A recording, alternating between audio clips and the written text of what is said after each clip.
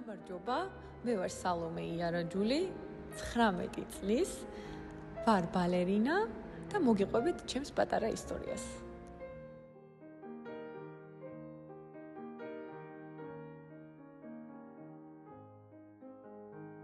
ბალეტზე დავიწყე სიარული, ჩემი სურვილი იყო, რომ ბალეტზე მოვსულიყავი.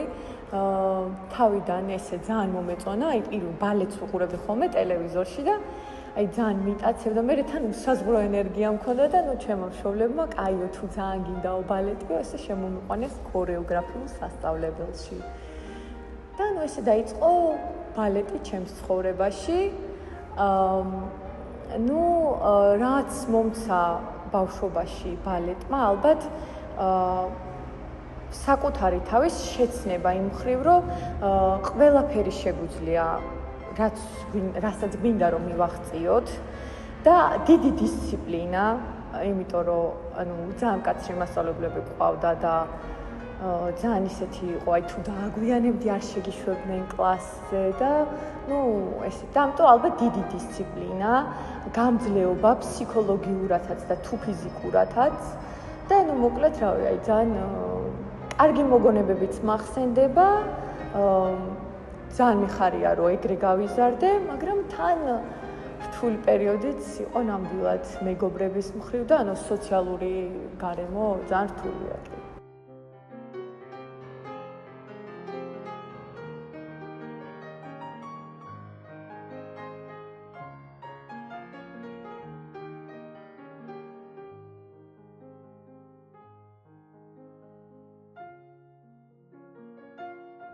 გონია რომ ამდენი შრომის უკან რაც მან სცენის მიღმა რაც იმალება რომ გამოვდივართ და ვცეკვავთ კულისებში შევდივართ და ვერავინ ვერ ხედავს ამ წვალებას თუნდაც ამდენ შრომას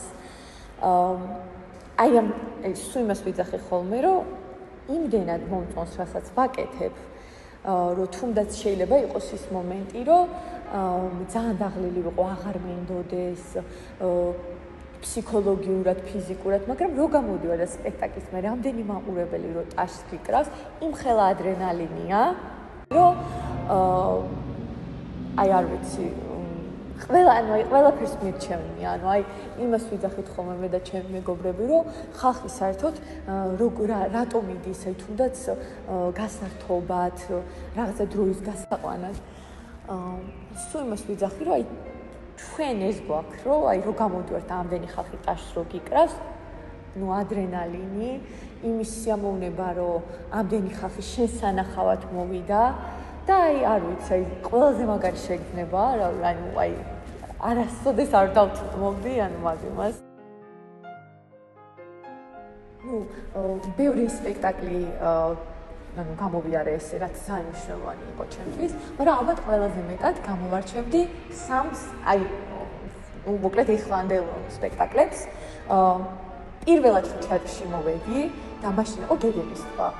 და ესე მითხეს უცბად, რომ ჩვენი კოლეგა გახდა ცუდად და იცის, ორი კვირის მოსული ვიყავი მართლა თეატრში და ესე გეგების თვა ნახე როგორ არ ვიხარ, ეს საფუძვლია და დამხოდა ნასწავლი და დადგები და ნახევარი საათით ადრე სანამ სპექტაკლი დაიწყებოდა ჩამაცვეს კოსტუმი, მე ვტიროდი კულისებში, რომ არ ვიცოდი არაფერი და მოკლედ ეგ იყო ძალიან მნიშვნელოვანი და ისეთი ამაღლებებელი და პირველი სპექტაკლი იყო ჩემთვის რაც თეატრში მოვედი, ძალიან მნიშვნელოვანი და სეზონის ბოლოს ერთი წელი შესრულდა რომ მუშაობდი თეატრში, მაშინ მომცეს მთავარი როლი ფერია იასამანი მძინარე ბზეთუნახავში. მთავარი ფერია რომელიც აღვიძებს და აძინებს სასახლეს და მოკლედ და ძალიან ისევ ინერვიულე, მაგრამ ყველაფერმა ძალიან კარგად ჩაიარა და ეხლანდელი სპექტაკლი იყო ძალიან მნიშვნელოვანი ჩემთვის. გასტროლებზე ვიყავით იტალიაში და ერთ-ერთი წამყვანი პარტია უნდა შემესრულებინა ჟიზელში მირტა, ვილისების მბრძანებელი არის და ძალიან დიდი ხანი ვამზადებდი ამ პარტიას. ძალიან დიდი ხანი, ალბათ 2 თვე, ძალიან ბევრი არის 2 თვე რაღაცა. არტის მოსამზადებლად, იმიტომ რომ მალე მიდის ხოლმე ეს სპექტაკლები და ძალიან დიდი ხანი მუშაობდი და ისევ ინერვიულე, 3 დღე ვერაფერს ვერ ვჭამდი. სრულ შოკში ვიყავი, რომ უნდა მეცეკვა და ესე დავდიოდი და ყველა მოდიოდა და სალომე ჭამე რომ წყალსაც ვერ ვსავდი, ისევ ინერვიულოდი, მაგრამ ყველაფერმა იქაც ძალიან კარგად ჩაიარა.